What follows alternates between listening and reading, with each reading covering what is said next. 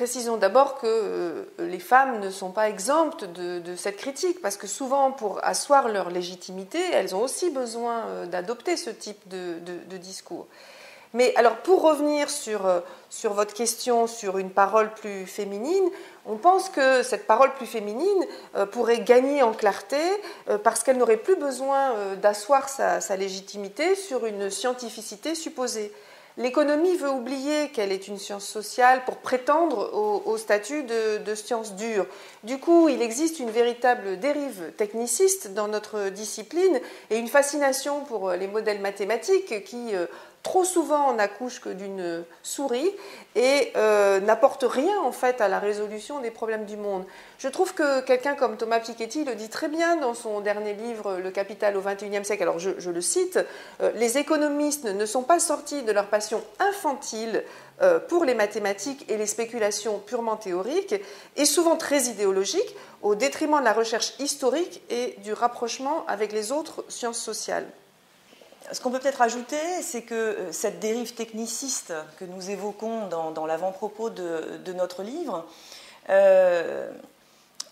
explique aussi que la clarté n'est plus quelque chose de valorisé dans la discipline. La transmission des idées n'importe plus guère, de quoi peut-être d'ailleurs comprendre le fossé entre l'économie, l'économiste et la société. Au contraire même, je dirais, la clarté du propos devient quelque chose de dévalorisant, parce que si le propos est clair, alors ce n'est pas un propos scientifique. Alors, disons-le tout net, on n'a absolument rien concédé sur le fond.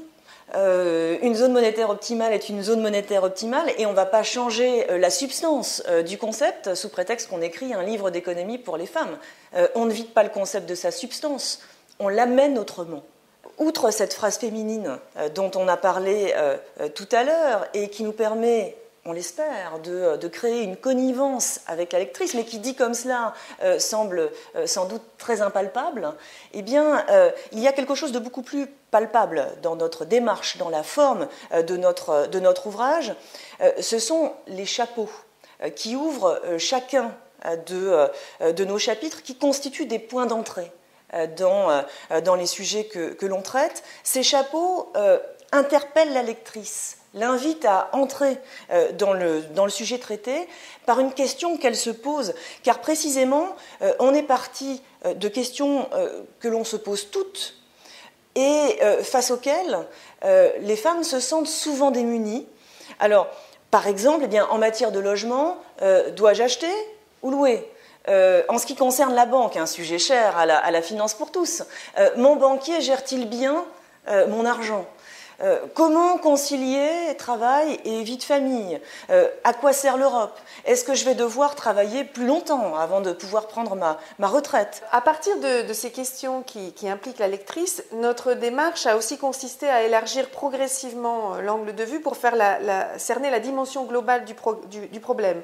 Par exemple, au-delà de savoir si je dois acheter ou louer mon logement, on a montré en fait que l'évolution des prix de l'immobilier avait un très fort impact en fait sur la montée des inégalités de patrimoine et également sur la compétitivité des entreprises.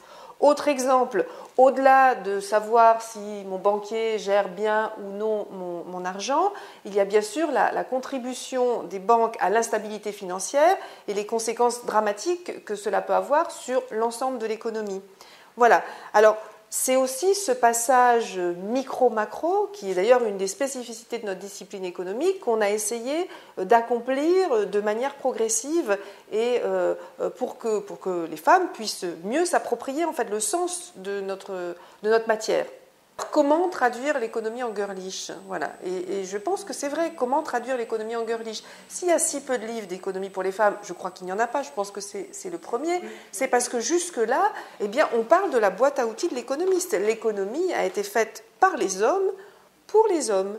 Alors même que, effectivement, les femmes sont en permanence, elles gèrent en permanence des questions microéconomiques. D'ailleurs, les entreprises de microcrédit le savent très bien, puisqu'elles prêtent plus volontiers aux femmes qu'aux hommes.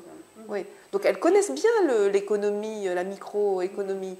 Ça, il n'y a pas de problème. Pour rebondir un peu sur la citation de Claudia Goldin, à laquelle Marianne faisait référence tout à l'heure, c'est un petit peu la première tentative pour écrire une économie en girlish, mais attention, sans rien concéder sur le fond. Voilà, donc encore une fois, on ne vide pas le concept de sa substance, on l'amène autrement, on y donne accès autrement, on le partage.